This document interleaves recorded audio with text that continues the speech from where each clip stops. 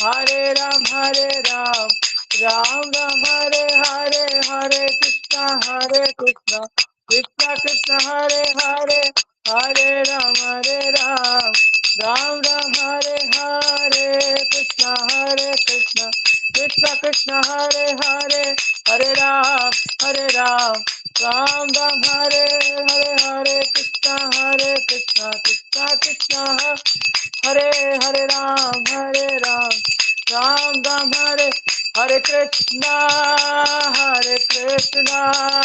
Krishna Krishna Hare Hare, Hare Rama, Rama Rama, Hare Hare, Hare Krishna, Krishna Krishna Krishna Hare Hare, Hare Rama, Rama Rama, Hare Hare.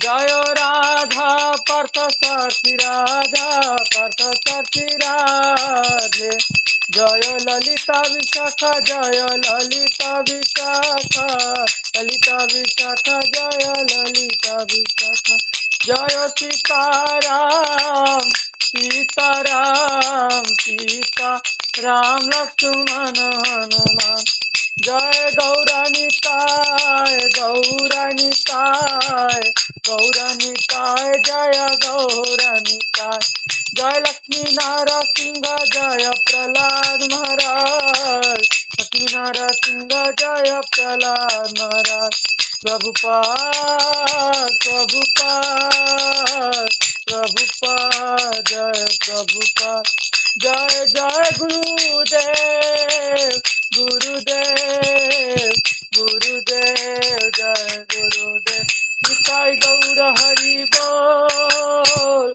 Hari Bol, Hari Bol, Gaura Hari Bol, Nitai Gaura Hari Bol, Hari Bol, Hari Bol, Gaura Hari Bol.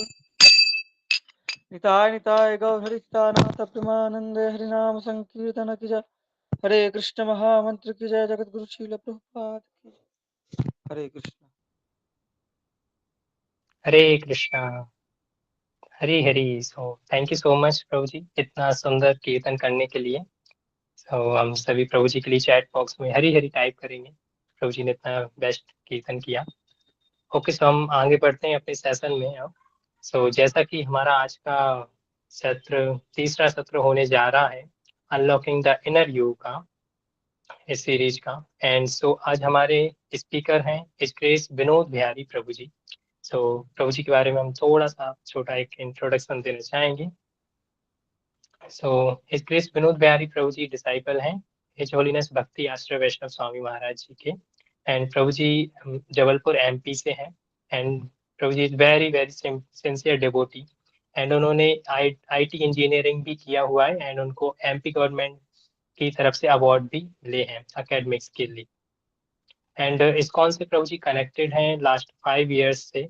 And his जानव अवधूत प्रभु जी के guidance में प्रभु जी service कर रहे हैं। काफी अच्छे से प्रभु जी सारी चीजें हैंडल करते हैं ऑनलाइन प्रोग्राम्स को, like Bhagavad Gita pro session and Bhagavatam classes. ये सारी चीजें प्रभु जी बहुत अच्छे से सर्विस करते हैं सभी में। एंड प्रभु जी ने लेवल 10 क्लास तक भी क्वालिफाइड कर लिया है। And Prabhu ji very expert हैं बहुत ही ज्यादा कि किस तरह से भक्तों को एंगेज किया जाए सेवाओं में। एंड मैनी मैनी सर्विसेज प्रभु जी कर रहे हैं बहुत सारी। हम सभी आज प्रभु जी के माध्यम से इस सेशन के बारे में जानेंगे। हम सभी प्रभु जी को इनवाइट करेंगे बाय चैंटिंग हरे कृष्णा कृष्णा कृष्ण कृष्णा कृष्ण हरे कृष्ण हरे, हरे हरे, हरे राम राम राम हरे कृष्णा प्रभु जी।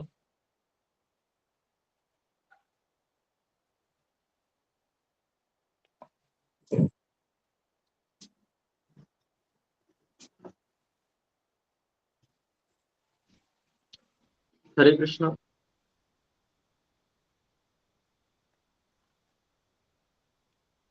हरे कृष्णा, यस प्रभु जी।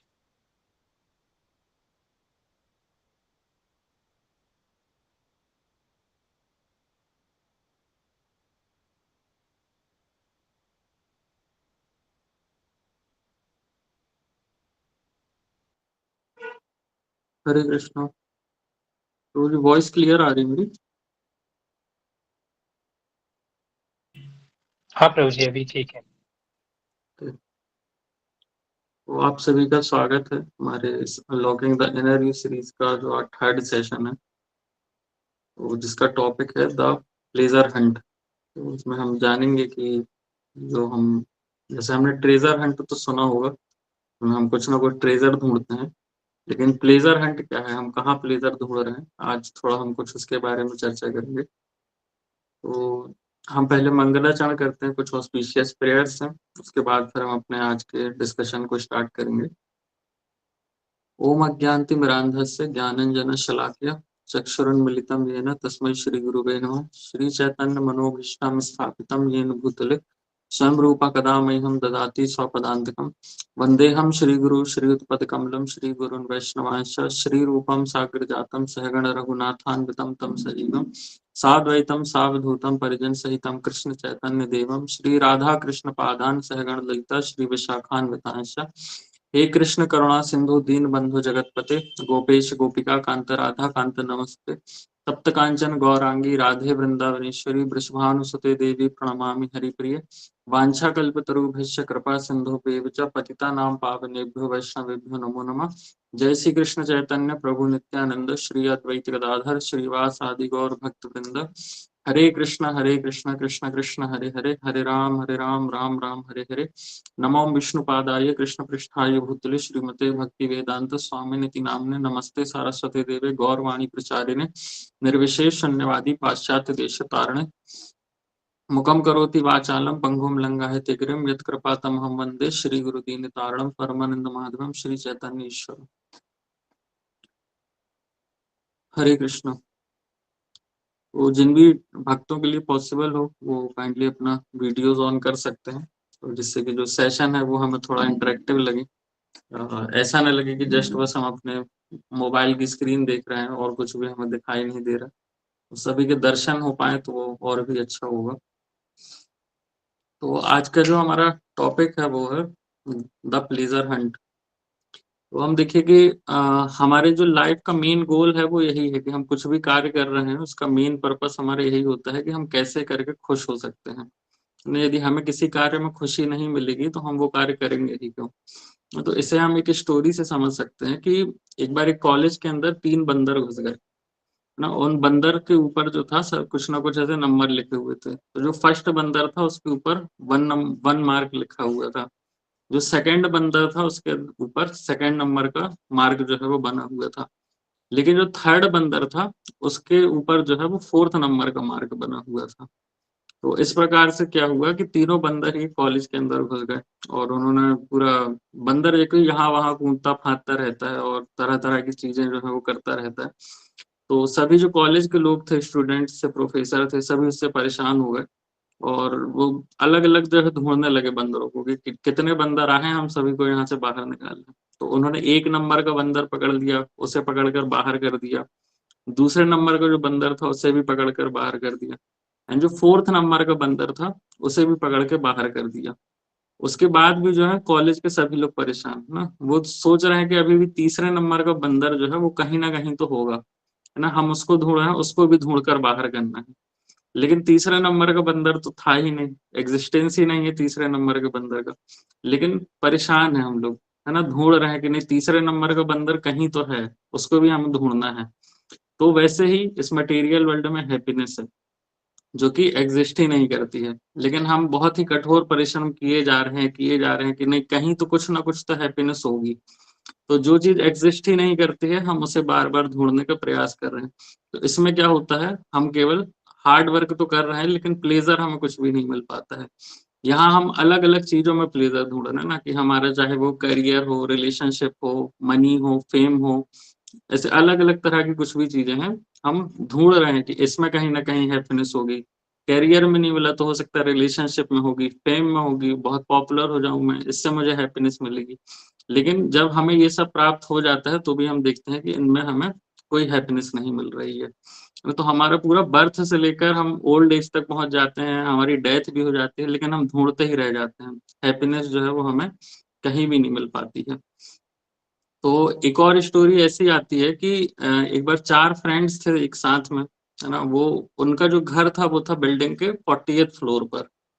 तो वो हमेशा ही लिफ्ट यूज़ करते थे। वो सोचते थे क्योंकि ग्राउंड फ्लोर से लेकर 40th फ्लोर तक जाना है तो बहुत डिफिकल्ट है, सीढ़ियों से चढ़कर तो कोई नहीं जाएगा, तो वो हमेशा लिफ्ट से ही जाते थे। लेकिन एक बार हुआ ऐसा कि लिफ्ट जो है वो थोड़ा-सा कुछ उसमें खराबी हो गई, कुछ मेंटेनेंस का काम चल रहा था, तो उन्होंने कहा ठीक है, हम चारों दोस्त तो हैं, ऐसे हँसी-मज़ाक करते हुए हम 40th फ्लोर तक है वो पहुँच जाएँगे, होता ही क्या है, थोड़ा टाइम ज़रूर लगेगा लेकिन हम पहुँच ज़रूर जाएँगे। तो सभी लोग तैयार हो जाते हैं कि ठीक है हम चलते हैं और ऐसा काफ़ी देर आधा 1 घंटा तक वो बातचीत करते ग्राउंड फ्लोर से लेकर 40वें फ्लोर तक जो है वहाँ तक पहुँच जाते हैं। और जैसे ही अब वो अपने डोर के पास पहुँचते हैं मतलब बीच का जो उनका पूरा स्टेयर्स में थे, बहुत सारे हँसी-मज़ाक हुए, काफ़ी चीज़ें अपना एक्सपीरियंस शेयर किया उन चारों ने। तो सब कुछ चीज़ें हुई, बहुत ही अच्छा लगा, ऐसा कुछ परेशानी वाली चीज़ नहीं लगी कि 40वें फ्लोर तक आ गए हैं हम, तो कहीं भी कोई परेशानी नहीं हुई। लेकिन जैसे ही जब वो अपने घर के पास पहुँचे और उनमें से कहा कि अब जो है हम फाइनली अपने डेस्टिनेशन पहुँच गए हैं, हमें अपने घर का जो डोर है उसका लॉक खोलकर हमें अंदर जाना चाहिए। तो क्या पता चलता है कि जो घर की चाबी थी वो तो हम लाए ही नहीं अपने साथ में। घर की चाबी जो है वो तो नीचे ही छूट गई ग्राउंड फ्लोर पे। तो इतना जो मतलब हार्ड वर्क किया हमने अपनी डेस्टिनेशन तक भी पहुँचे, लेकिन हमें पता चला कि जो मेन की है, वो तो हमारे पास है ही नहीं। अब सोचिए कितना फिर से परिश्रम करना पड़ेगा कि पहले उतना नीचे जाएँगे, फिर ऊपर आएँगे, फिर जाकर डोर खुलेगा। तो ऐसे ही है, हमारा लाइफ जो है वो पूरा बर्थ से लेकर ओल्ड एज, डेथ सब आ जाता है, लेकिन हम उस जो की है ना, वो हमेशा लॉस्ट ही रहती है, हम उसे ढूँढने का प्रयास भी नहीं करते। जैसे कि शंकराचार्य जी कहते हैं अपने भजन भज गोविंदम में कि बालस्तावा क्रीडासक्ता, तरुणस्तावा तरुणीसक्ता, वृद्धस्तावा चिंतासक्ता, परमे ब्रह्मणि कोपि निसक्ता। कि जो हमारा बचपन का समय होता है वो केवल खेल-कूद और खिलौनों में व्यतीत हो जाता है ना? खेलने के प्रति ही जो एक बालक होता है उसकी आसक्ति बहुत ज़्यादा होती है। जब वो थोड़ा-सा बड़ा हो जाता है, यंग एज में आ जाता है, तो अपोज़िट जेंडर के लिए जो अट्रैक्शन होता है हमारा वो बहुत ज़्यादा होता है। इसके अलावा हमें और भी कोई भी चीज़ जो है वो समझ में नहीं आती है। हमें लगता है कि यही जो है मेरी लाइफ़ में सक्सेस होगा।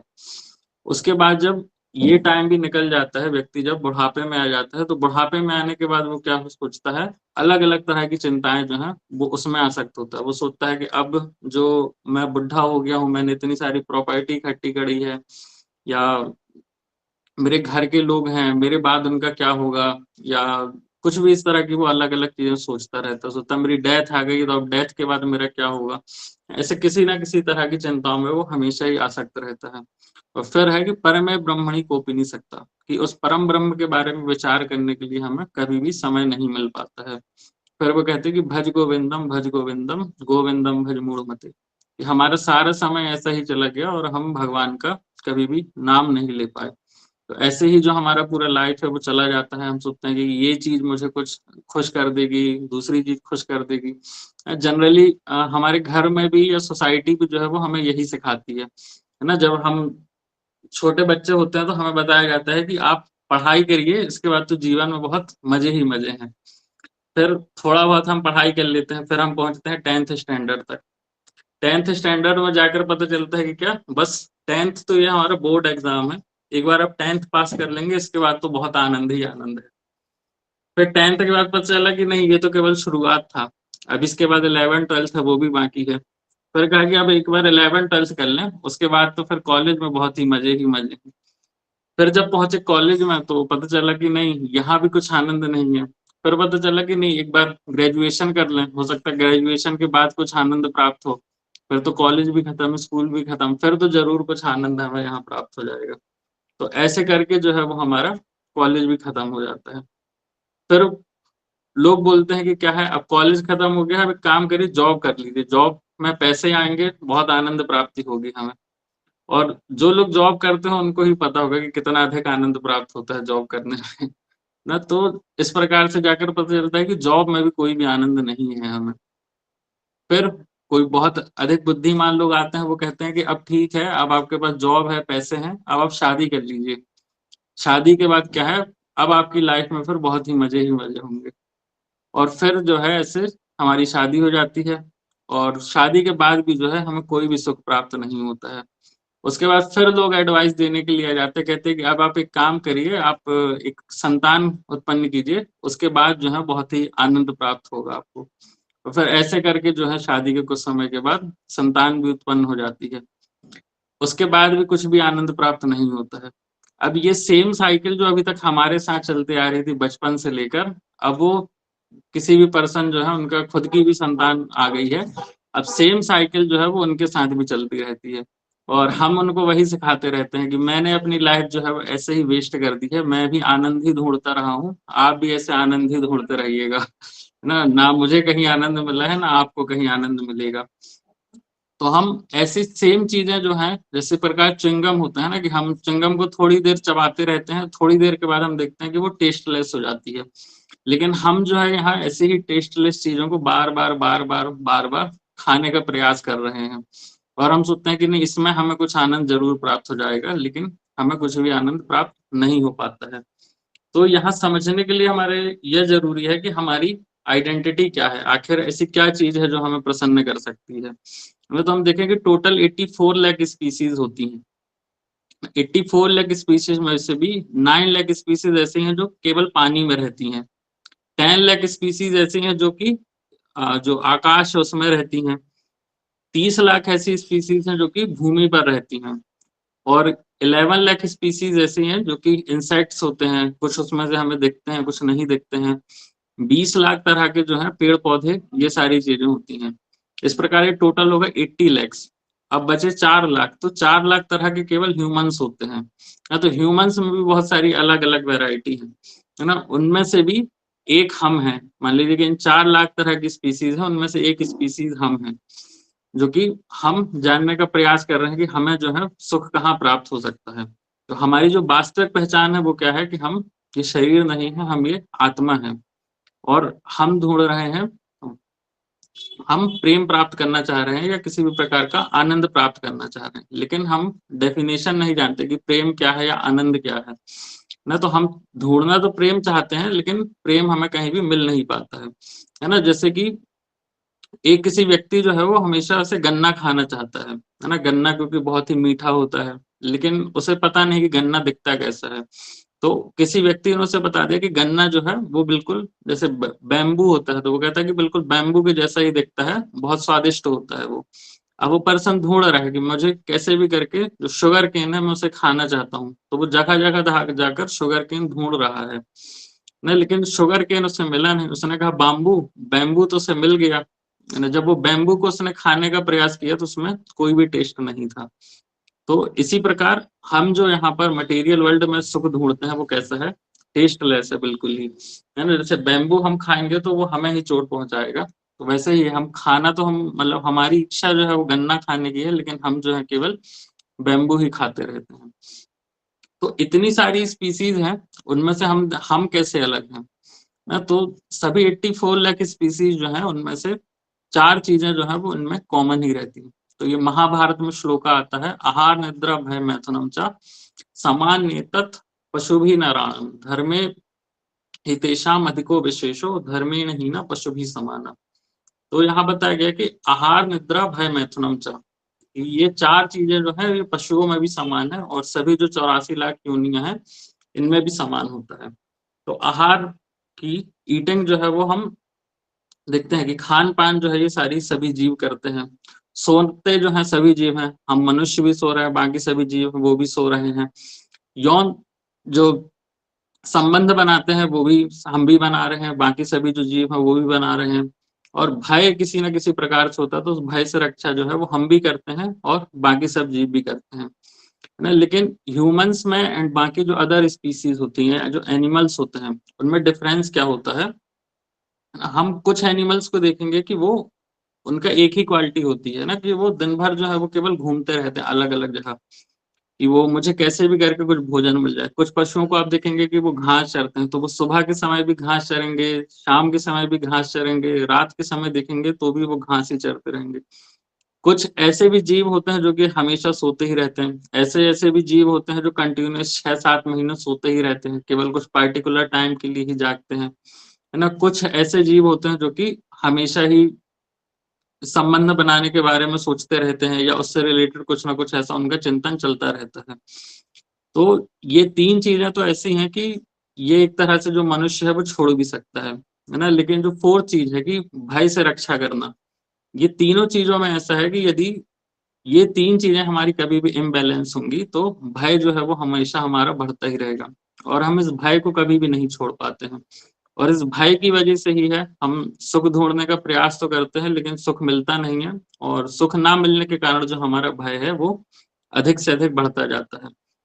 जिस प्रकार हम देखें कि यदि हमारा जो ईटिंग है वो हमारा प्रॉपरली नहीं होगा तो इससे हमें डिसीज बढ़ेंगे, हमारा भय जो है वो और भी अधिक बढ़ता जाएगा ना। आजकल लोग देखिए सोते नहीं है रात को, वो सोचते हैं कि मैं जो हूँ सुपरमैन सुपर वुमेन जो है मैं इस तरह से बन चुका हूँ, है ना। तो वो दिन में सोते हैं और रात में जागते हैं, जस्ट अपोजिट काम करते हैं वो। तो अभी हम देखेंगे कि यंग जनरेशन के बीच में ही जो है हार्ट अटैक के केसेस में बहुत ही एक सडन राइज आया है। तो इसका मेन रीजन यही है कि इम्प्रॉपर स्लीप, है ना, कि जो दिन का समय है उसमें सोते हैं और रात का समय जो है उसमें जागते हैं। तो ये भी एक तरह से भय को जो है वो बढ़ाता है। सेक्स लाइफ जो है वो भी हम देखें कि प्रॉपर नहीं होगा तो वो भी हमारे भय को कहीं ना कहीं ऐसे बढ़ाता ही रहेगा। तो सारे जो भी योनियां हैं, सभी प्रकार के जो जीव हैं वो कुछ ना कुछ प्रकार के प्रश्न कर सकते हैं और उनके वो आंसर ढूंढने का प्रयास करते रहते हैं, है ना। मनुष्य में भी है यह क्वालिटी है कि वो क्यूरियोसिटी रख सकता है, वो प्रश्न पूछ सकता है और उनके उत्तर प्राप्त कर सकता है। अब लेकिन जो बाकी जीव है वो किस तरह के प्रश्न पूछते हैं कि मेरे लिए भोजन कहाँ पर है, आज मैं रात को कहाँ पर सोऊंगा, है ना, या मेरा घर कहाँ पे है। वो केवल इस चीज को ही लेकर परेशान होते हैं, है ना। एक कोई भी जीव देखेंगे जैसे कि शेर है ना, वो सुबह से ही शुरू हो जाता है कि मैं कैसे करके जो है आज का मैं अपना भोजन जो है कहीं ना कहीं से उसको कहाँ से मैं अरेंज करूंगा, है ना, या मेरा घर कहाँ पर होगा, इस तरह के, या मैं क्या कपड़े पहनूंगा, इस तरह के भी लोग चिंतन करते हैं। लेकिन हम क्योंकि मनुष्य हैं, देखें हमें इन सारी चीजों को सोचने की जरूरत नहीं पड़ती है, ये सब हमारे लिए बहुत इजीली ही अवेलेबल है ना। तो आहार निद्रा भय मैथुन, इन सभी के बारे में हमें बहुत अधिक एफर्ट नहीं करना है सोचने का। हम लेकिन देखें कि हम अपना ज्यादा से ज्यादा जो समय है वो केवल इन चीजों में ही स्पेंड कर देते हैं, और हम इसमें ही फंसे रह जाते हैं, इससे हम बाहर नहीं निकल पाते हैं। तो आखिर हम ह्यूमंस जो हैं हमको सोचना क्या चाहिए, हम कैसे डिफरेंट हैं, है ना। तो जो श्लोका में बताया गया था, धर्मेण ही ना पशु भी समान है, कि यदि धर्म नहीं होगा तो जो मनुष्य भी है वो पशु के ही समान है। तो यदि हम हमेशा ही इन 4 चीजों में फंसे हुए हैं तो हमारा जो आइडेंटिटी हो जाएगी वो एक पशु के समान ही हो जाएगी। लेकिन यहाँ पर आप देखेंगे कि हम यहाँ पर जितने भी लोग हैं हम में से कोई भी पशु नहीं है, ये ना, सभी जो है मनुष्य ही हैं। यहाँ पर आप जो सुनने के लिए आए हैं, है ना, कुछ ना कुछ क्यूरियोसिटी है आप सभी के मन में, है ना, या कुछ आप अच्छा सुनना चाहते हैं, तो ये कार्य जो है वो केवल मनुष्य ही कर सकता है ना। इस कार्य को कोई भी जो एनिमल है या और कोई स्पीसीज है वो इस कार्य को नहीं कर सकते, है ना। तो हमारे बीच में ऐसा कोई भी नहीं बैठा हुआ है कि कहीं कोई कुत्ता बैठा है या कोई बिल्ली बैठी है या और कोई जीव जो है वो हमारे बीच में नहीं बैठा हुआ है। हम सभी यहाँ पर ऑल ऑल आर ह्यूमंस ना। तो हम देखें कि ह्यूमंस में क्या स्पेसिफिक क्वालिटी है कि वो धर्म के विषय में चिंतन कर सकता है ना। हम यदि कुछ हमें कष्ट हो रहा है, कुछ हम सफरिंग में हैं, तो हम उसके बारे में प्रश्न कर सकते हैं कि मैं कौन हूँ, मुझे ये जो सफरिंग है वो क्यों हो रही है, मैं इस मटेरियल वर्ल्ड में क्यों हूँ, है ना। तो इस तरह की जो चीजें हैं वो हम प्रश्न कर सकते हैं, अदर देन कि हम बाकी जो आहार निद्रा भय मैथुन है इससे संबंधित हम प्रश्न ना करें, हम जो धर्म के विषय में प्रश्न है हम वो करें। तो स्पेसिफिकली जो इंडिया है, इंडिया में जिनका बर्थ होता है वो बहुत ही ऑस्पिशियस होते हैं ना, कि जो 4 लाख स्पीसीज है मनुष्य के, है ना, उनमें से भी जिनका बर्थ जो है इंडिया में होता है वो बहुत ही ज्यादा फॉर्चुनेट है, क्योंकि India is the land of धर्म ना। कि यहाँ पर हम देखेंगे अलग अलग कंट्रीज है, वहाँ कुछ ना कुछ टेक्नोलॉजीज है, बहुत एडवांस होता है, लेकिन इंडिया में हम देखेंगे कि स्पिरिचुअलिटी जो है वो काफी एडवांस है ना। क्योंकि यहाँ की जो भूमि ही है, यहाँ की धरती, इतने महान साधु संत हैं, भगवान जो है वो स्वयं यहाँ पर अवतार लेते हैं। तो इस तरह से यह जो है इंडिया जो है एक धर्म क्षेत्र है है ना। तो यहाँ पर यदि हम कुछ भी ऐसी जिज्ञासा करते हैं, ऐसे प्रश्नों का उत्तर ढूंढते हैं, तो वो हमें बहुत ही आसानी से प्राप्त हो जाते हैं। बहुत सारे आप फॉरेनर्स को देखेंगे, पहले हम हिस्ट्री को भी देखेंगे या अभी का भी टाइम हम देखेंगे, तो बहुत सारे फॉरेनर जो है वो इस प्रकार के जो क्वेश्चंस रहते हैं उनका आंसर ढूंढने के लिए वो कहाँ आते हैं, इंडिया ही आते हैं। या नॉर्मली भी हम कभी ऐसे बोलचाल में बात करते हैं ना, तो कहा जाता है कि नहीं कोई साधु है या महात्मा है तो वो कहाँ होगा, पहाड़ों पर होगा, हिमालय में होगा या कश्मीर में होगा। इस तरह वो कहीं ना कहीं तपस्या साधना का जो भी क्षेत्र बताया गया वो इंडिया ही है। लेकिन आज हम क्या कर रहे हैं कि हम अपना जो मोस्ट ऑफ द टाइम है वो इन सारी चीजों में ही वेस्ट कर दे रहे हैं। आहार, निद्रा, भय, मैथुनम चा। केवल यदि हम इंटरनेट स्टैटिक्स की बात करें तो उसमें बताया गया था कि 90% ऑफ द इंटरनेट जो है वो इंडियंस वो जो है केवल पोर्नोग्राफी कंटेंट देखने के लिए यूज करते हैं। तो सोचिए कि इंटरनेट जो है वो हमारे लिए कितनी प्रीशियस चीज है। हम सभी अभी एक दूसरे को कनेक्ट कर पा रहे हैं, हम सभी एक दूसरे से बात कर पा रहे हैं, ये हम क्लास अटेंड कर पा रहे हैं, तो ये किसके थ्रू कर पा रहे हैं, हम केवल इंटरनेट के।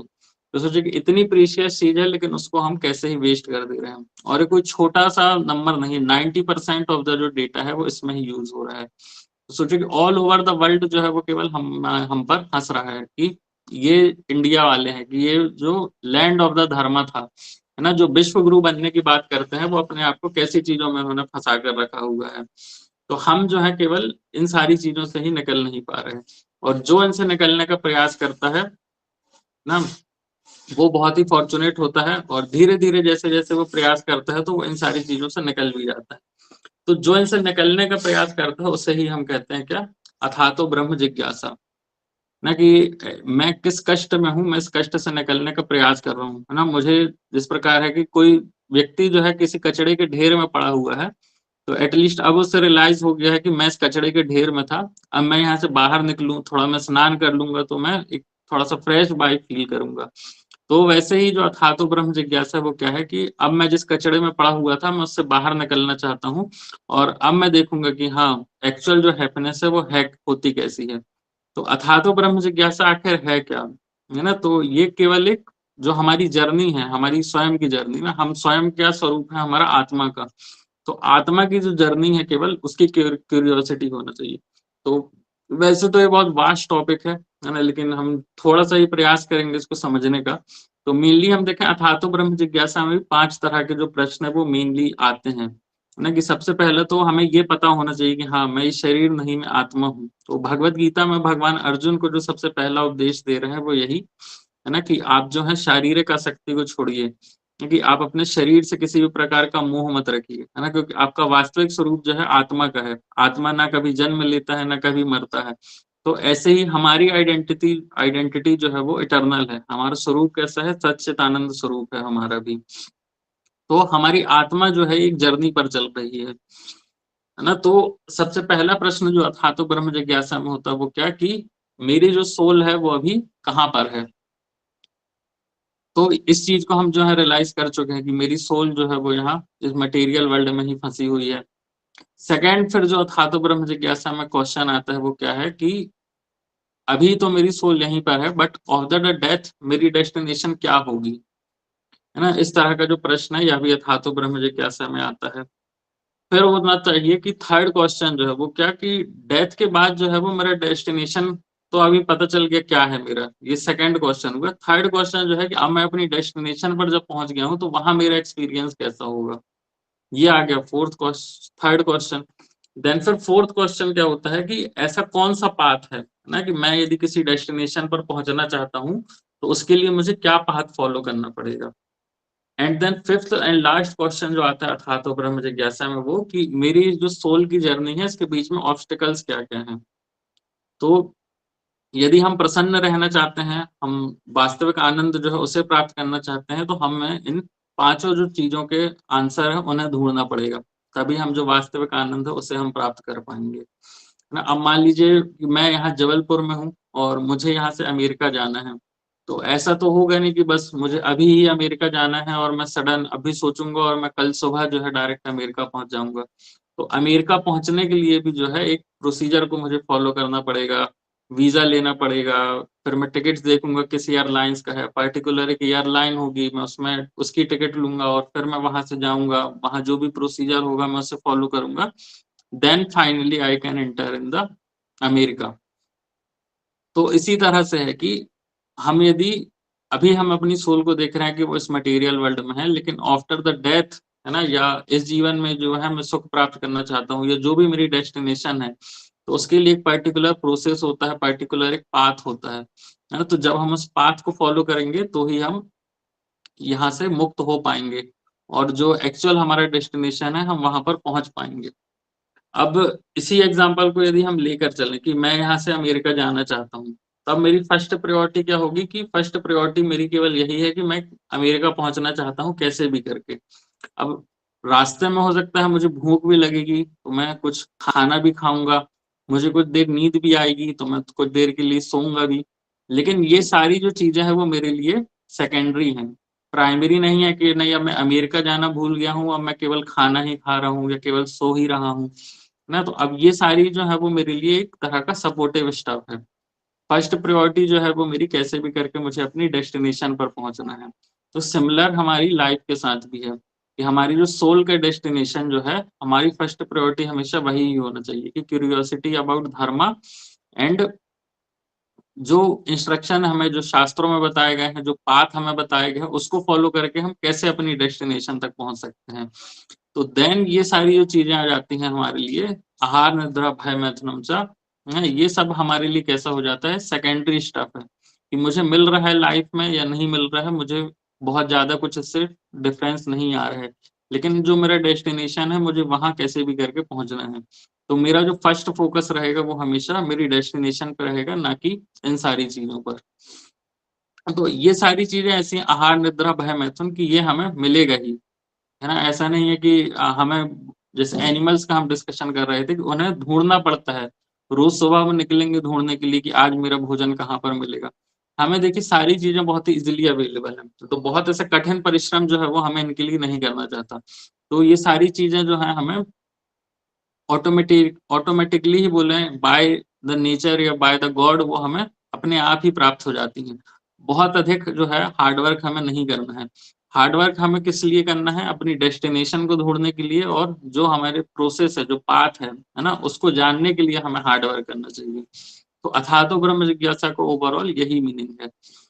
अब क्या होता है कि हम स्वयं को तो समझ रहे हैं कि हाँ, मैं जो हूँ इस आहार निद्रा भय मैथुन, जो सेंस ग्रेटिफिकेशन है, मैं उनसे बचना चाहता हूँ। लेकिन हम क्या करते हैं कि हम दूसरों को देखकर सोचते हैं ना, जनरली हम देखते हैं इंडिया में भी लोग होते हैं कि वो वेस्टर्न वर्ल्ड में देखते हैं कि अलग अलग तरह के लोग हैं, वो ये सारी चीजें कर रहे हैं, वो तो हम उनको ही देख कॉपी करते हैं।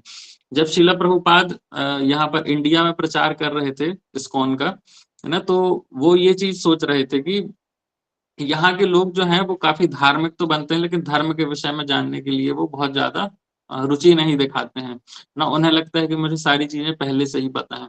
लेकिन प्रभुपाद का ये दृढ़ विश्वास था कि मैं जैसे ही वेस्टर्न वर्ल्ड जाऊंगा, यदि वेस्ट के लोग इसके प्रति काफी रुचि दिखाएंगे, वेस्ट के लोग यदि भक्त बन जाएंगे, तो उनकी देखा सीखी करके भारत के लोग भी जो है वो भक्त बनने लगेंगे।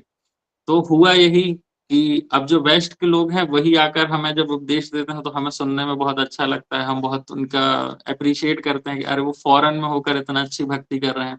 उन्हें जितनी सारी चीजें पता होंगी वो हमें भी नहीं पता होंगी, है ना। तो अब जिन सारी चीजों को देखें कि वेस्टर्न वर्ल्ड भी छोड़ रहा है ना, हम उन चीजों को एक्सेप्ट कर रहे हैं, और हमारा जो कल्चर था वो वेस्ट जो था वो एक्सेप्ट कर रहा है, लेकिन हम अपने ही कल्चर को, अपना ही जो रूट है, हम उसको धीरे धीरे करके भूलते जा रहे हैं।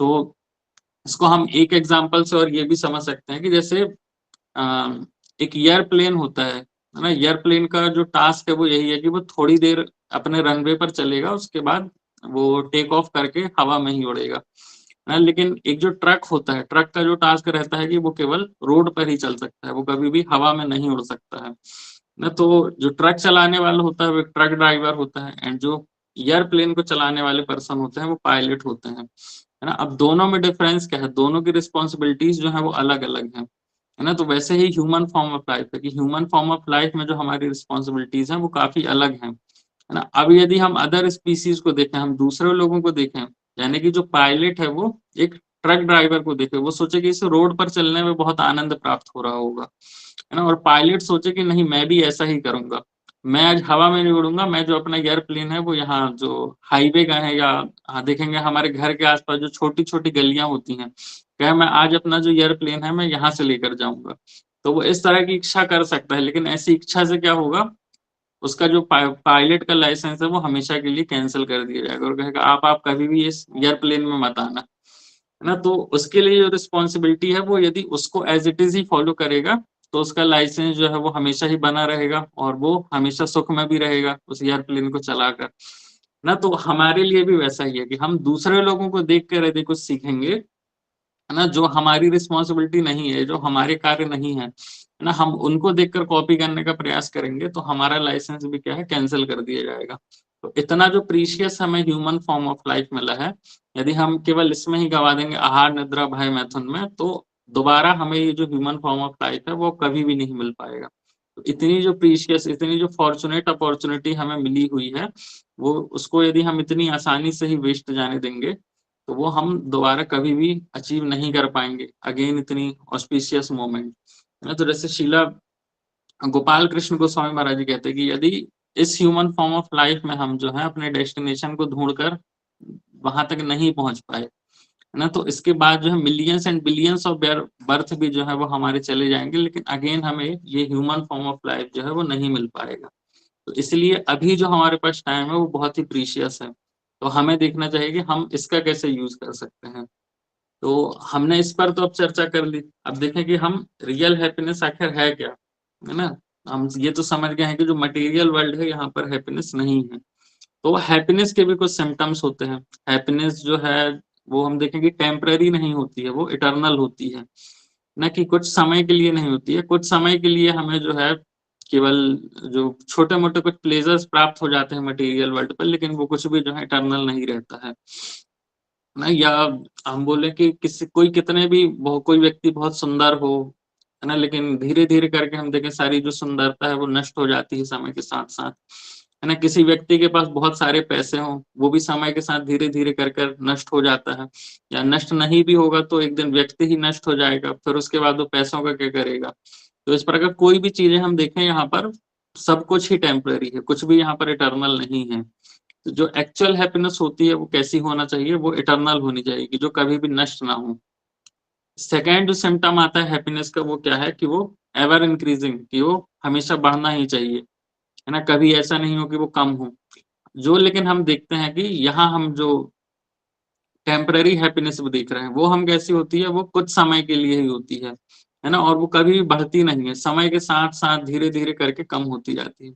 जैसे रसगुल्ला हम खाते हैं, है ना, रसगुल्ला फेवरेट होगा सभी का आपका, तो हम एक रसगुल्ला खाएंगे, हमें लगेगा बहुत ही अच्छा टेस्ट है इसका, तो फिर कहेगा आपको बहुत अच्छा लगा, आप एक रसगुल्ला और खाइए, हम दूसरा रसगुल्ला खा लेंगे।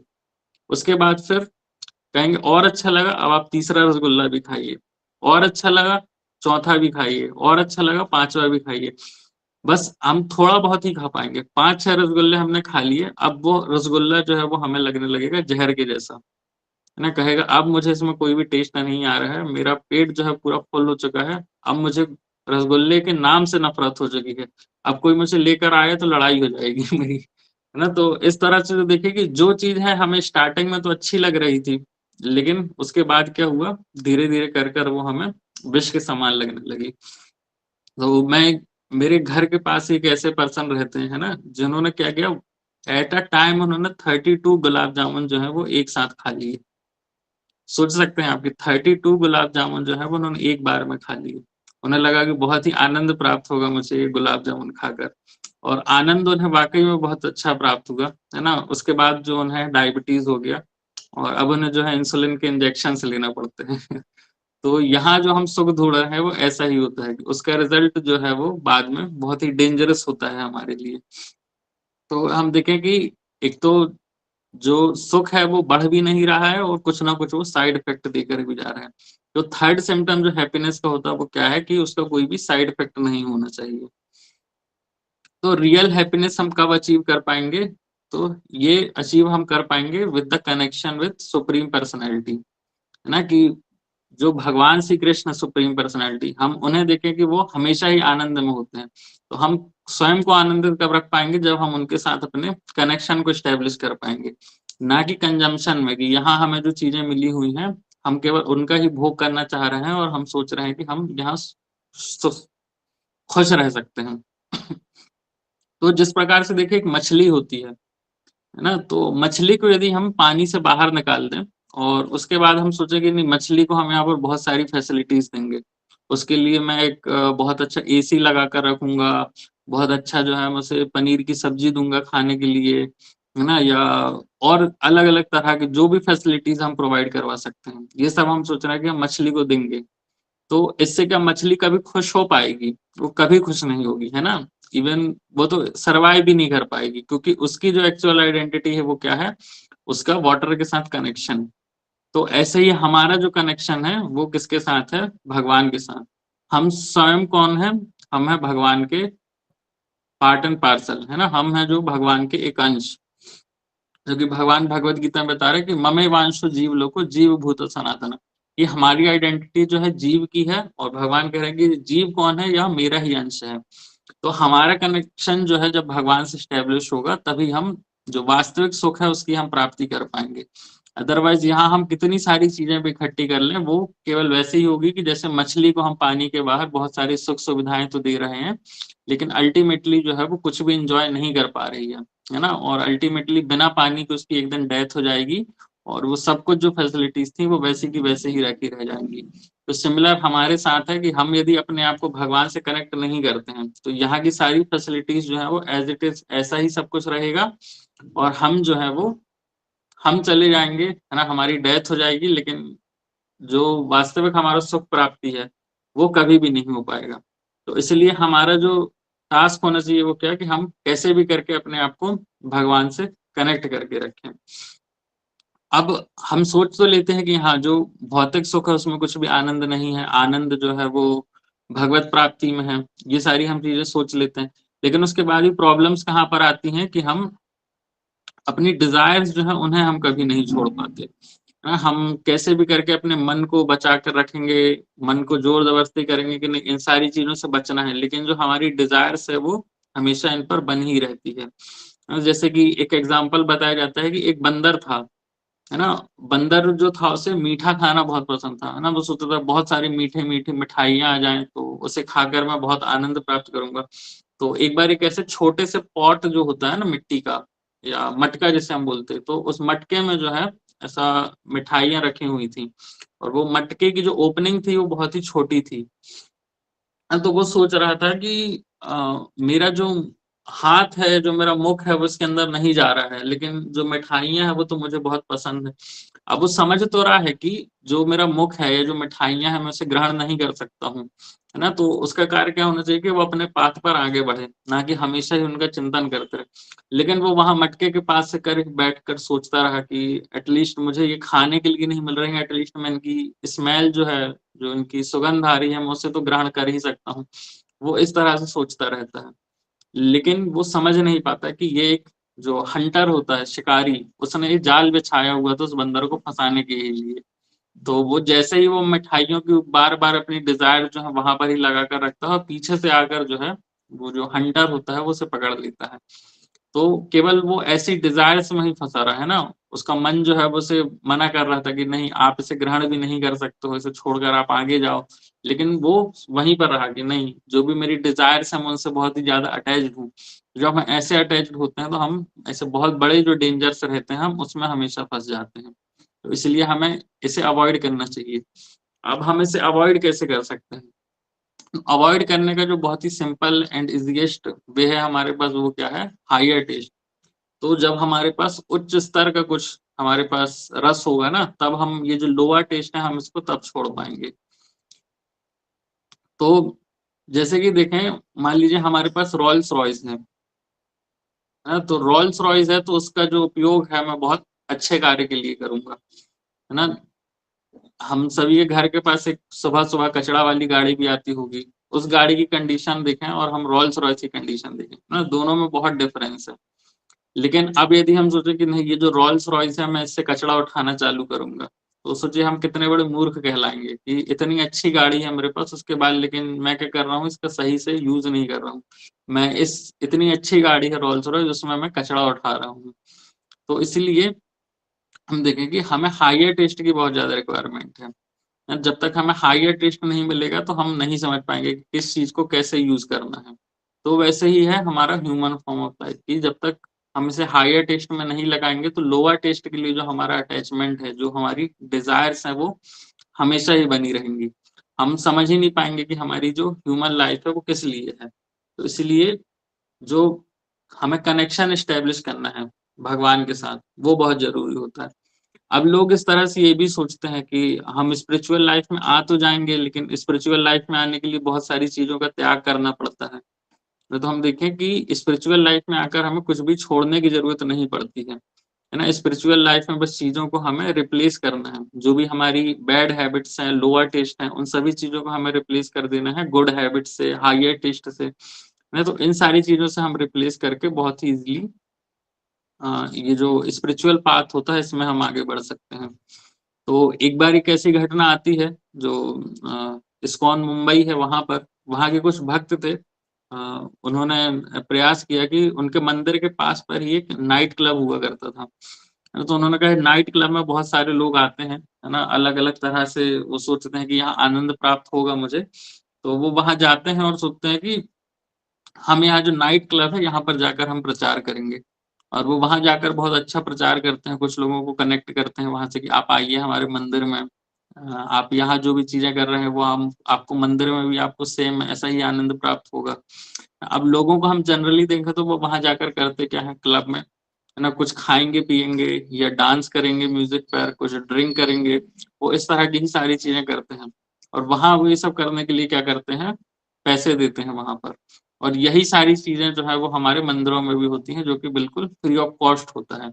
तो उनमें से एक व्यक्ति जो है वो एक बार मंदिर आया, उन्होंने सोचा कि चलो इतना कोई मुझे बताकर जा रहा है तो मैं चलता हूँ। अब जैसे ही वो मंदिर आते हैं तो मंदिर आकर वो देखते हैं कि यहाँ बहुत ही अच्छा कीर्तन हो रहा है, सभी भक्त जो है वो यहाँ पर डांस कर रहे हैं।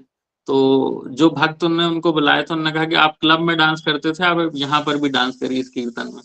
तो वो कहते हैं हाँ ये तो बहुत अच्छी बात है। तो वो वहां पर कीर्तन में भी जो है डांस करने लगते हैं।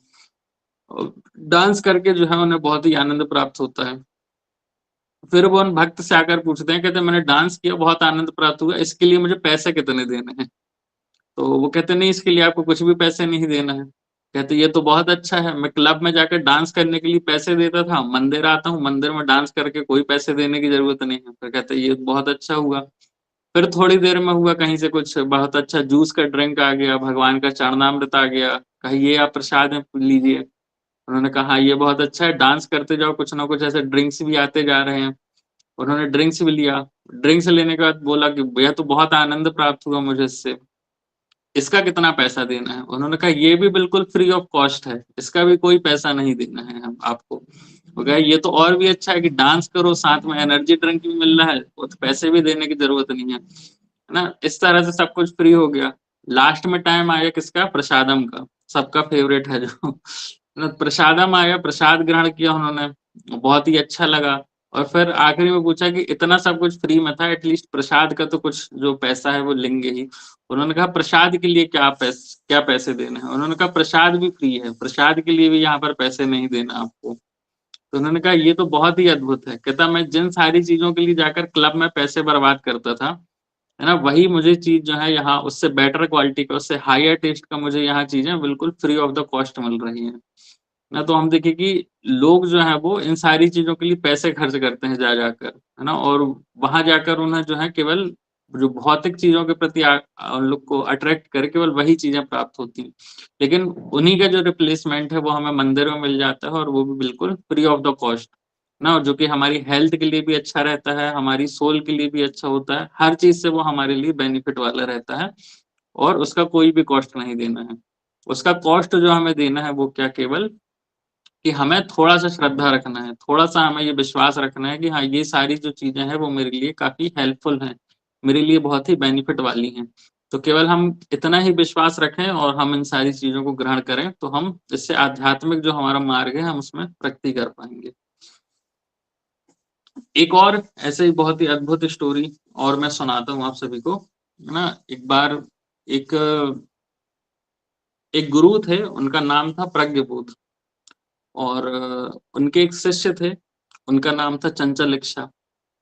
और एक जो एक कंट्री हुआ करती थी, उसका नाम था सपनापुर, और वहां के जो सपनापुर के राजा थे उनका नाम था बुद्धिहीन। तो ये काफी इंटरेस्टिंग स्टोरी है, आप सभी ध्यान से सुनिएगा, है ना। तो जो गुरु थे उनका नाम था प्रज्ञबोध, और जो प्रज्ञबोध के डिसाइपल थे उनका नाम था चंचल इच्छा, और जो कंट्री थी सपनापुर, वहां के जो राजा थे वो थे बुद्धिहीन।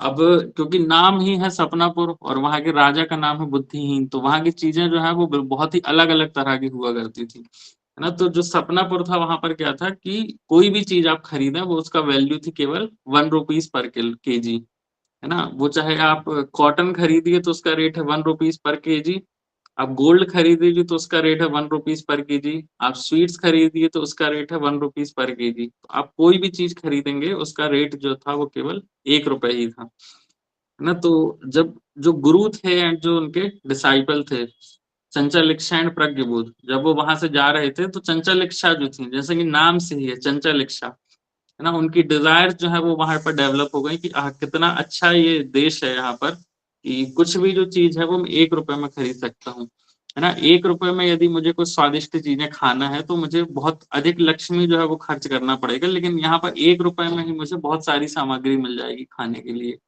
तो वो ऐसे जो अपने डिजायर्स हैं वो वहां पर बताते हैं, लेकिन उनके गुरु बोलते हैं कि इस तरह की जो ये स्कीम है वो बहुत ही अच्छी नहीं है ना। यहाँ का राजा जो है उसके पास बिल्कुल भी बुद्धि नहीं होगी, इसलिए उसने ऐसी स्कीम जो है वो अपने कंट्री में लाई है।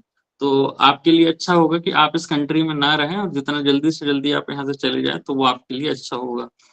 लेकिन जो चंचल इच्छा था वो अपने गुरु की बातें नहीं मानता है, और वो वहां पर ही रुक जाता है और सोचता है कि मैं यहाँ रहकर ही कुछ आनंद प्राप्त करूंगा ना, क्योंकि यह बहुत ही अच्छी कंट्री है जिसका नाम है सपनापुर। अब सपनापुर में एक दिन होता क्या है कि एक बकरी होती है, दो पड़ोसियों के घर होते हैं, एक पड़ोसी की पास बकरी होती है, और वो बकरी क्या करती है कि जो पड़ोसी की जो वॉल होती है उस वॉल से वो कूदती है, और जैसे ही वो कूदती है तो वॉल थोड़ी सी ज्यादा मजबूत नहीं थी, थोड़ी कमजोर थी, तो जैसे ही वो बकरी उस वॉल से छलांग मारती है तो वो वॉल तुरंत ही गिर जाती है, और जैसे ही वॉल गिरती है वो बकरी भी उस दीवार के नीचे आ जाती है, और उस बकरी की वहां पर मृत्यु हो जाती है। अब जो दोनों नेबर्स हैं वो लड़ाई करने लगते हैं कि आपकी जो दीवार टूटी उसकी वजह से मेरी बकरी जो है उसकी मृत्यु हो गई, और जो दूसरा व्यक्ति था वो इस बात पर लड़ रहा था कि आपकी बकरी जो है मेरी दीवार पर चढ़ी उससे मेरी दीवार टूट गई, है ना। तो इस तरह से दोनों जो है लड़ाई कर रहे थे, और उन्होंने कहा कि इसका कोई भी सोल्यूशन नहीं मिल पा रहा है, तो हमें कहाँ चलना चाहिए, हमें चलना चाहिए राजा के पास, क्योंकि जो न्याय का कार्य है वो किसका है, राजा का है। तो वो दोनों ही पहुंच गए राजा के पास। उन्होंने कहा कि उन्होंने पूरी घटना बताई कि हमारे साथ ऐसा ऐसा हुआ है, तो आप कुछ न्याय करें। अब जो कि राजा थे बुद्धिहीन, उन्होंने कहा कि हाँ आपके साथ इंसाफ तो जरूर होगा, है ना। सपनापुर के राज्य में ऐसा हो नहीं सकता कि जब तक मैं राजा हूं तो यहाँ कोई भी न्याय न किया जाए। तो इस तरह से वो वचन दे देते हैं कि हाँ मैं जो कुछ भी है पूरी घटना का मैं जरूर न्याय करूंगा। तो वो कहते हैं कि ठीक है, बकरी की यदि मृत्यु हो गई है तो जो दीवाल था, जिस दीवाल से वो कूद कर उसकी मृत्यु हुई है, उस दीवाल को फांसी दे दी जाए। तो अब लोग सोचने लगते हैं कि दीवाल को कैसे फांसी दी जा सकती है। तो फिर कुछ लोग उनके जो मंत्री थे वो बताते हैं कि राजा से कि जो दीवाल थी उसकी भी मृत्यु हो गई है, क्योंकि दीवाल भी टूट कर जो है एक तरह से टूट कर गिर गई है, तो दीवाल को भी जो है हम मृत्यु दंड नहीं दे सकते हैं। तो फिर राजा कहते हैं ठीक है, हम दीवाल को यदि मृत्यु दंड नहीं दे सकते तो जिसकी दीवाल थी जो पड़ोसी की, है ना, कि उसकी दीवाल थी, अब दीवाल नहीं रही तो हम किसे मृत्यु दंड देंगे, पड़ोसी को। तो पड़ोसी जो है उसे फांसी पर लटका दिया जाए। तो अब पड़ोसी क्योंकि जानता था कि राजा जो है वो उसका नाम ही है बुद्धिहीन, तो वो कहा कि मुझे पता है इससे बचकर कैसे निकलना है। तो जो पड़ोसी थे उन्होंने कहा कि इसमें मेरी कोई भी गलती नहीं है ना, जिस व्यक्ति ने ये दीवार बनाई है गलती उसकी है ना, क्योंकि उसने इतनी कमजोर दीवार बनाई है, इसमें मेरी कोई भी गलती नहीं है। यदि किसी को सजा देना है तो उस व्यक्ति को दी जाए जिसने की ये दीवार बनाई है। राजा कहता है हाँ ये बात भी सही है, तो कहा उस व्यक्ति को बुलाया जाए जिसने की वो दीवार बनाई थी। अब उस व्यक्ति को लाया गया, उससे पूछा गया कि आपने जो है इतनी कमजोर दीवार क्यों बनाई, और उसकी वजह से पूरी घटना बताई गई कि आपकी दीवार टूटी, उसकी वजह से बकरी की मृत्यु हो गई, और जो ये पूरा केस है कैसे राजा के सामने आया।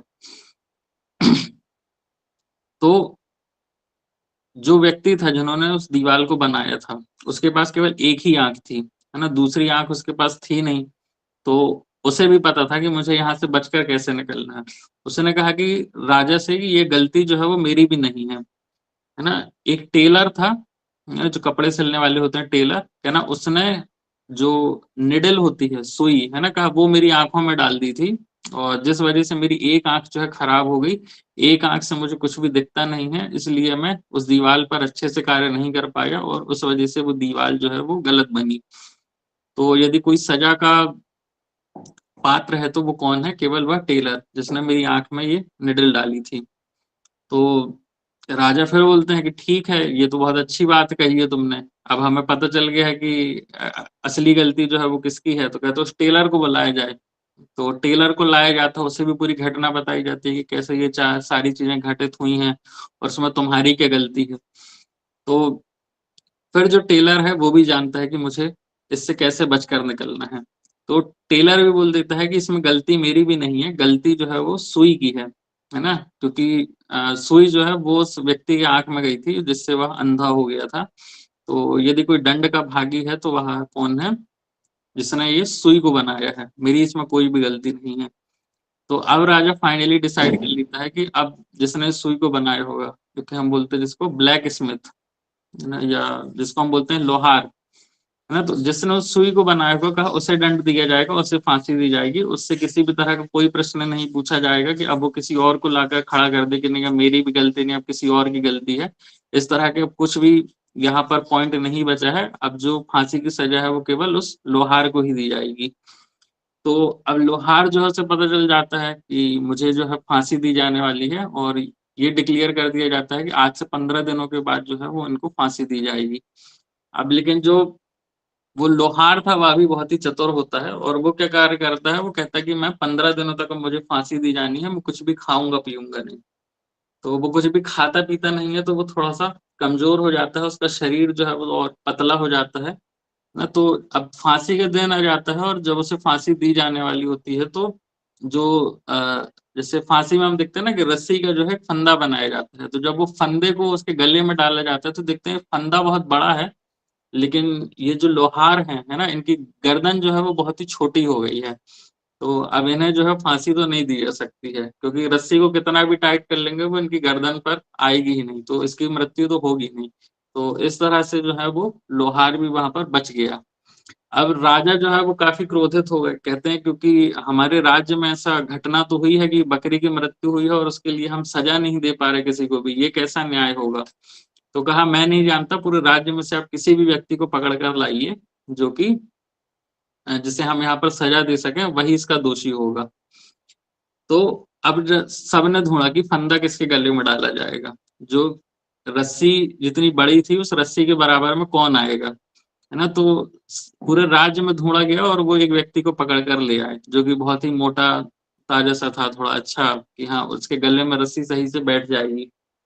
तो अब उस व्यक्ति को पकड़ कर लाए। वो व्यक्ति कौन था? जो कि स्टार्टिंग में थोड़े लालच के कारण उस राज्य में रुक गया था, है ना, जैसे भोग प्राप्ति की इच्छा थी।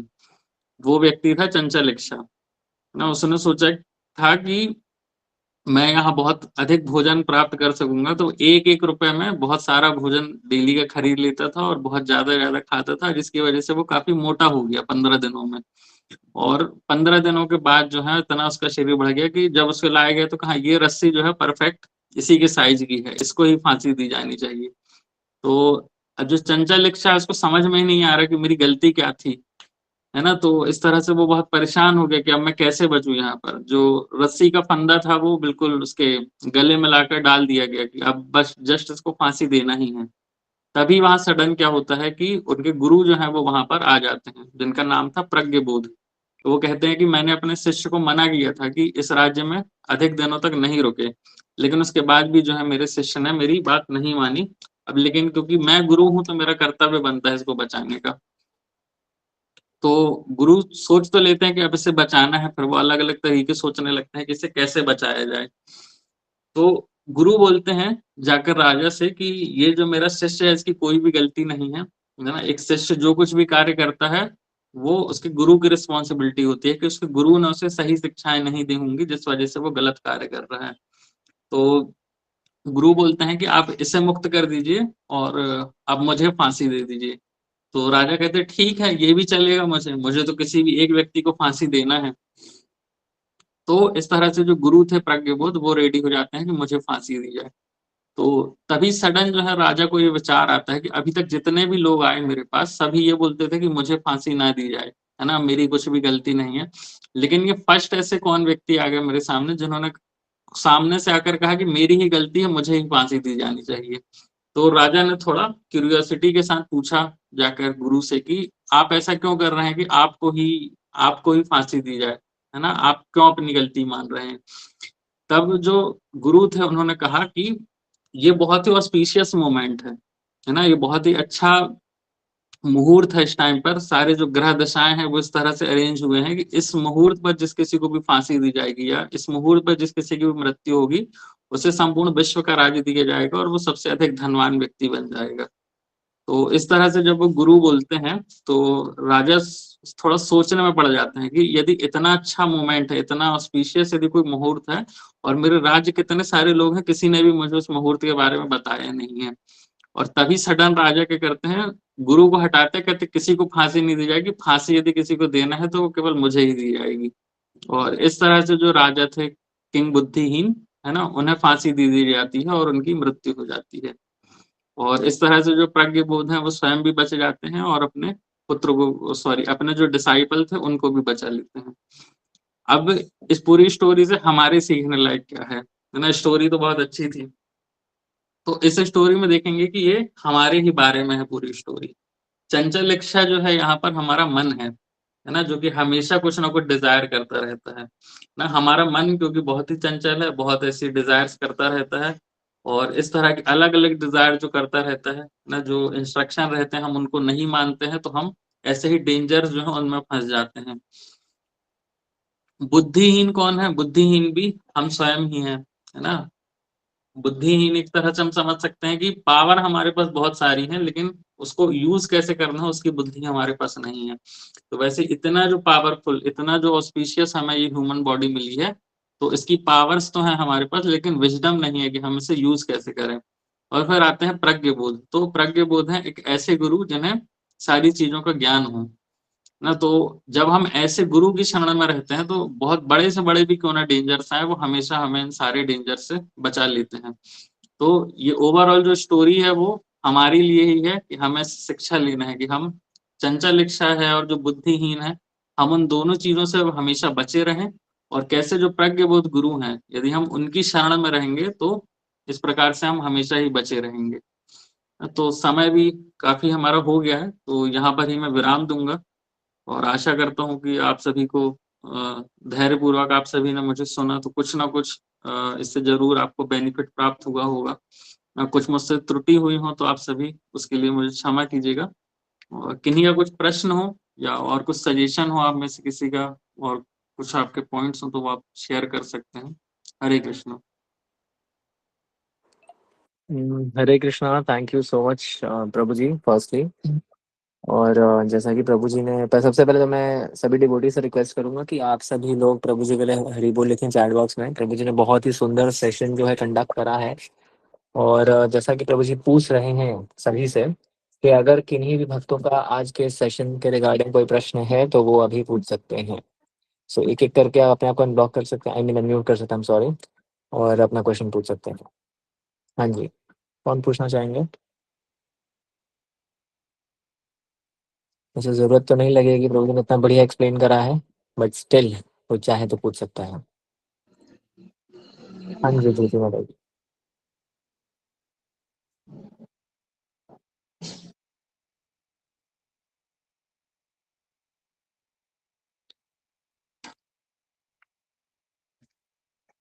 हाँ जी, आप अनम्यूट कर सकते हैं।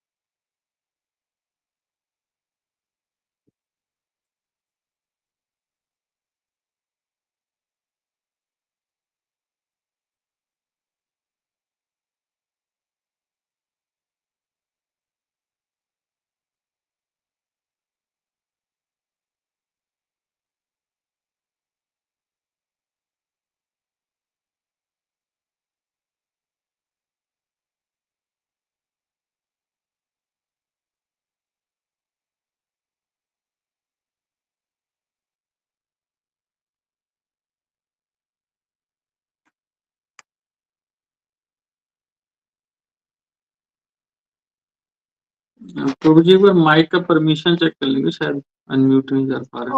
हाँ जी प्रभु जी।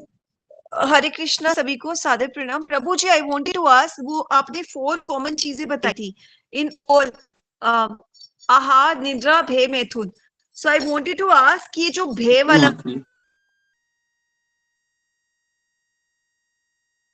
है, एवरीवन हैज, हर किसी में होता है, कभी न कभी लगता ही है, किसी भी चीज को लग सकता है।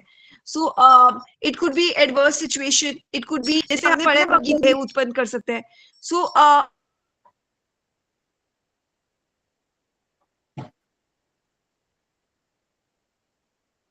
हाउ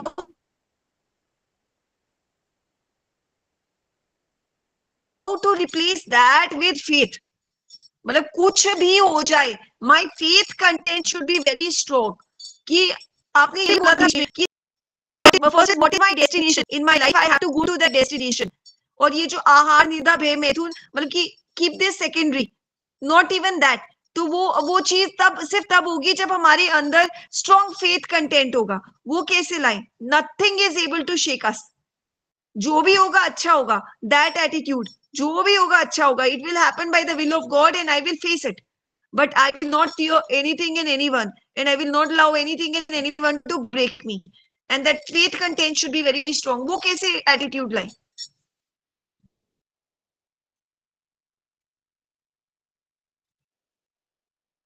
जी माता जी, तो लास्ट में जो स्टोरी था हमारा ऐसा कंक्लूजन यही था कि हमें वो मैंने ढंग से नहीं सुन पाई थी।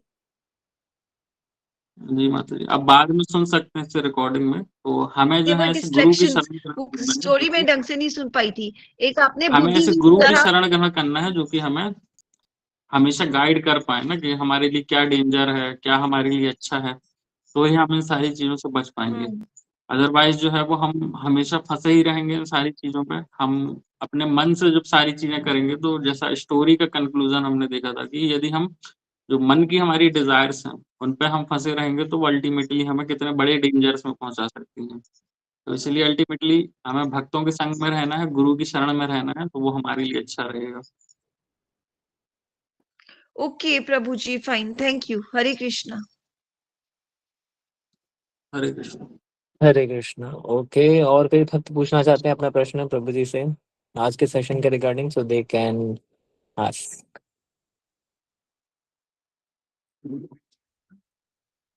Chat box. Okay, I'll have to see. How can I reach my destination? प्रभु जी एक क्वेश्चन आया है चैट बॉक्स में। How can I reach my destination? जी माता जी, तो फर्स्ट ऑफ ऑल है कि हमें डेस्टिनेशन है क्या, हमें उसे पहचानना है। तो हमने जैसा डिस्कस किया कि हमारा डेस्टिनेशन क्या होना चाहिए, कि हम अपने आप को भगवान से कैसे कनेक्ट करें। भगवान से कनेक्ट करना है तो हमें सबसे पहले तो गुरु की शरण ग्रहण करनी है, और गुरु की शरण ग्रहण करने के साथ जो हमें शास्त्रों में उपदेश बताए गए हैं हमें उनको फॉलो करना है। सिंपली यही 2 इजी स्टेप्स हैं हमारे लिए, हम इनको ही फॉलो करते रहें तो अल्टीमेटली हम अपने डेस्टिनेशन तक भी पहुंच जाएंगे। Alright. हम 2 हैंड्स और रेज होते हुए देख रहे हैं। ओके, सो आप में से कौन पूछना चाहेगा पहले? वो अनम्यूट कर सकते हैं अपने आप को। We'll take हरे 2 more कृष्ण प्रभु persons. जी। हरे कृष्ण प्रभु जी। हरे कृष्णा। दंडवत प्रणाम। प्रभु जी, मैं ये पूछना चाहती थी कि हम अपनी माला कैसे अच्छे से करें भी, और अच्छे से हमारी माला हो भी।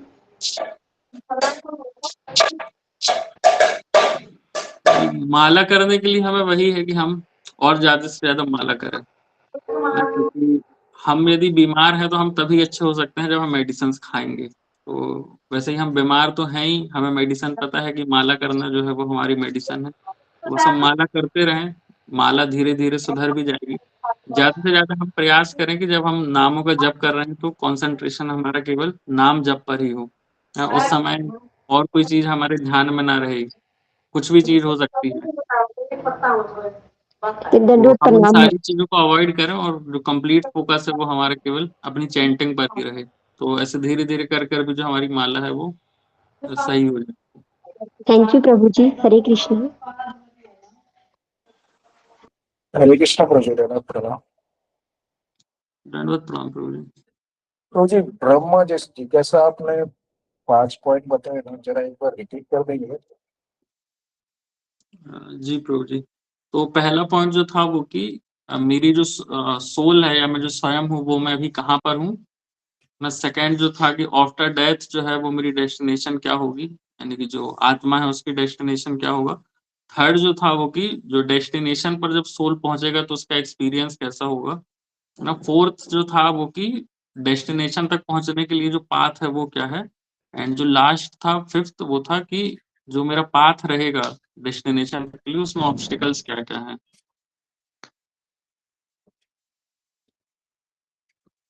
ओके प्रभु जी, हरे कृष्ण बोलिए। Thank you Prabhu ji. Hare Krishna. I guess सारे क्वेश्चंस हम ले चुके हैं। अब तो ऐसा नहीं है कि किन्हीं और क्वेश्चन रह गया है। Okay, still we have one question प्रभु जी in the chat box. Hare Krishna प्रभु जी, मेरा क्वेश्चन ये है कि यहाँ सब हमें समझ आ गया है कि हमें क्या करना है भगवान की प्राप्ति के लिए, और हमें यहाँ सब करने में भी आनंद आ रहा है, परंतु जैसे हमने मन में एक, प्रभु जी you can read on the chat, I not able to read it properly. प्रभु जी आप चैट बॉक्स में देख सकते हैं, क्वेश्चन है, तान्या ठाकुर माता जी ने पूछा हुआ है। If you can unmute yourself that's okay, Tanya Thakur माता जी, I mean if you want to. जी धन्यवाद प्रणाम।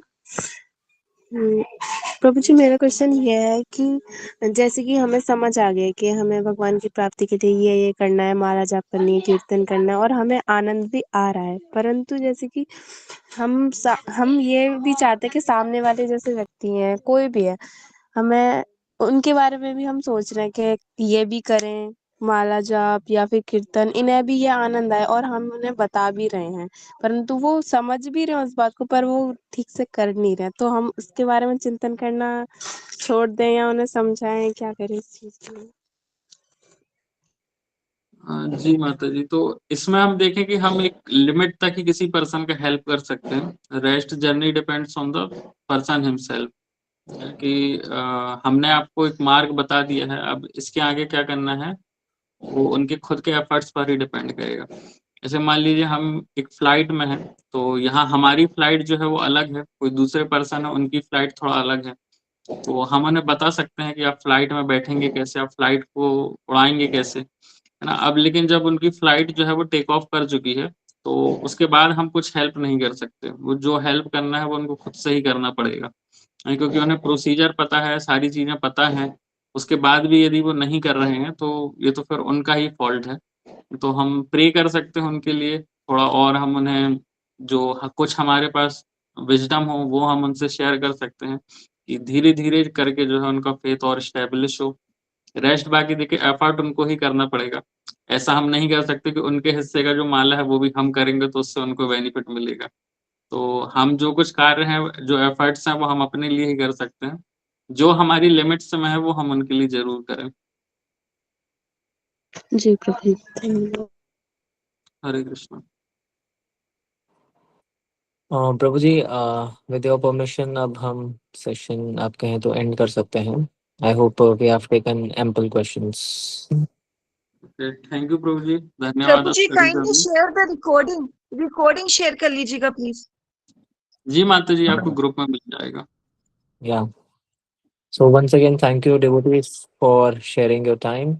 Thank And you. lastly, बस यही आप सभी से रिक्वेस्ट है, ऐसे ही जितने और फर्दर सेशंस रहेंगे आप उसको अटेंड करिए, और अपने जितने भी रिलेटिव्स है, फ्रेंड्स हैं, उनसे भी कहिए कि वो लोग सेशंस अटेंड करें, आपको भी लाभ मिले और बाकियों को भी लाभ हो। ऐसे ज़रूर आप सभी कोशिश करें। And it's really very grateful, बहुत अच्छा लगता है आप लोगों के साथ, सभी के साथ इंटरेक्ट करने के टाइम पे। एनीवेज, श्रील प्रभुपाद जी की जय। निताय गौर प्रेमानंदे हरि हरि बोल। Thank you so much. Hari बोल। हरे कृष्ण प्रभु जी, धन्यवाद। हरे कृष्ण प्रभु जी, धन्यवाद।